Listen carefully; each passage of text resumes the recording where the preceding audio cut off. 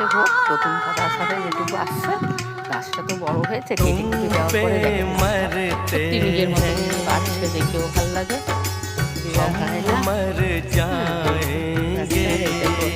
Bell গাছ, এর মধ্যেও খুব ফুল হয় কিন্তু, আর এই দেখেন আমার আবার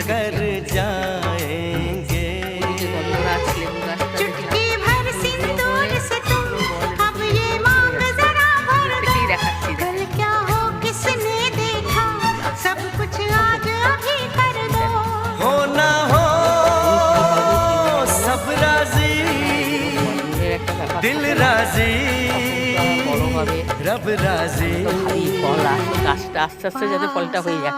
হ্যাঁ, তা তো আর হয় না, মানে টাইম আছে, সীমা আছে, তারই মধ্যেই হয়, তার জন্য অসুবিধা নেই।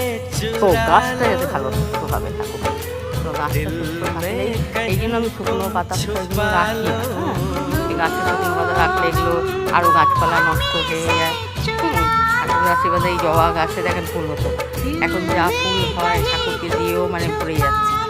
সব গাছের মধ্যে দেখেন পালং শাক কীভাবে হয়, তুলে নি মাঝে দুটো তুললাম। হ্যাঁ, আবার কোথা থেকে চলে আসছে দুটো, আবার একটু বড় বড় তুলে নেবো।